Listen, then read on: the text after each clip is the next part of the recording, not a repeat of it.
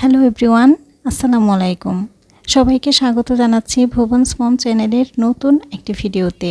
আশা করি আজকের ভিডিওটি আপনাদের সবার ভালো লাগবে। আজকে সন্ধ্যার নাস্তায় এই ফুলকো ফুলকো ডালপুরি বানিয়েছিলাম। আর এই ফুলকো ফুলকো ডালপুরিগুলি আমি কিভাবে বানিয়েছি তাই আজকে আপনাদের সাথে শেয়ার করব। তো ডালপুরির জন্য এখানে আমি মসুরের ডাল নিয়েছি। মসুরের ডাল, কয়েকটা শুকনা মরিচ, কয়েকটা কাঁচা মরিচ আর কয়েকটা কোষ রসুন নিয়েছি। সাথে দিয়ে দিলাম সামান্য হলুদ আর পরিমাণ মতো লবণ। তো এখন আমি এখানে পানি দিয়ে দিচ্ছি। পানি দিয়ে তারপরে চুলায় বসিয়ে দিলাম। চুলাটা ধরিয়ে দিয়েছি। এখন একটু বাড়িয়ে দিয়েছি, বলক আসলে পরে কমিয়ে দিব আঁচটা। ডালটা হতে থাকুক আর এদিকে আমি এই যে ডালপুরির জন্য ময়দা নিয়েছি। ময়দার সাথে তেল আর লবণ নিয়েছি। তেল আর লবণ দিয়ে ভালোভাবে মেখে এখন এখানে আমি পরিমাণ মতো অল্প অল্প করে পানি মিক্সড করব। অল্প অল্প করে পানি মিক্সড করে একটা সফট ডো তৈরি করব।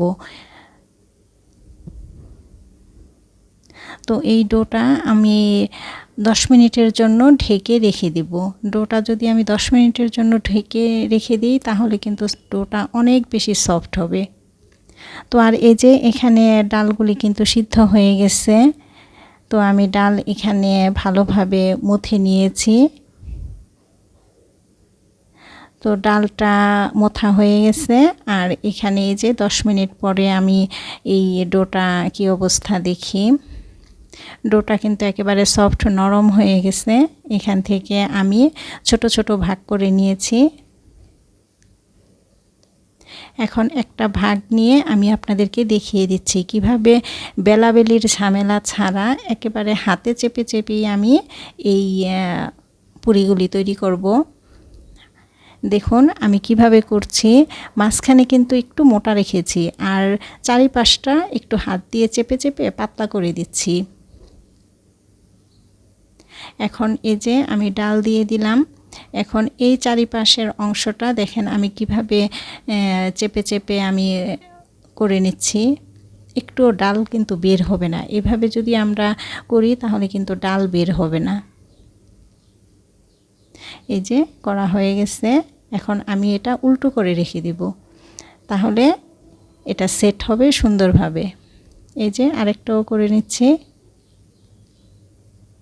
সাইডগুলি পাতলা করলে হবে কি, যখন আমরা সাইডগুলি থেকে মুড়িয়ে সব মাঝে নিয়ে আসব তখন কিন্তু এই অংশটা আবার ভারী হয়ে যাবে। এই যে দেখেন আমি ভাঁজটা কিভাবে দিচ্ছি। এভাবে করলে না মানে ডাল বের হয়ে আসে না। এই যে হয়ে গেল। এখন উল্টো করে রেখে দিলেই এটা চাপ লেগে সেট হয়ে যাবে। তো আমি সবগুলিতে কিন্তু এভাবে ডাল দিয়ে করে নিয়েছি। তো এই যে এখান থেকে এখন একটা পুরি নিলাম। দেখেন এই যে হাতে চেপে চেপেই কিন্তু আমি করে নিচ্ছি। এখানে কোনো বেলুন পিঁড়ির প্রয়োজন নেই। আমি কিন্তু বেলুন পিঁড়ি ছাড়াই আমি সবগুলি পুরি এভাবেই করে নিছি। এই যে হয়ে গেছে। এই যে আরেকটাও একটু করে নিচ্ছি। মাঝে মাঝে একটু ময়দা ছিটিয়ে নিচ্ছি। এই যে সুন্দর কিন্তু হয়ে গেছে। আর এইভাবে করলে কিন্তু দেখা যায় যে বেলুন পিঁড়ির ঝামেলাটা হয় না, খুব সহজেই করে নেওয়া যায়। আর এদিকে আমি কিন্তু পুরি ভাজা শুরু করে দিয়েছি। 2টা পুরি ভাজা হয়ে গেছে আর বাকিগুলো ওইভাবেই আমি ভেজে নিব। তো প্রিয় দর্শক, আপনারা যে যেখান থেকে বসে এই মুহূর্তে আমার ভিডিওটি দেখতেছেন, আপনারা সবাই প্লিজ আমার ভিডিওতে একটি লাইক দিয়ে দিবেন আর আমার চ্যানেলটি সাবস্ক্রাইব করে আমাকে নতুন নতুন ভিডিও বানাতে উৎসাহিত করবেন। তো এভাবেই কিন্তু আমি সবগুলি বানিয়ে নিয়েছি আর ভেজেও নিচ্ছি। দেখেন কতটা সুন্দর হয়েছে। তো এরকম যদি বেলাবেলির ঝামেলা ছাড়া এরকম চমৎকার ফুলকো ফুলকো ডালপুরি বানানো যায় ঘরেই, তাহলে তো আর কথাই নেই। আসলে দোকান থেকে আর আমাদের কিনে খেতে হবে না। আপনারাও ট্রাই করবেন, দেখবেন আপনারাও বাসায় এরকমভাবে সুন্দর পুরি বানাতে পারবেন।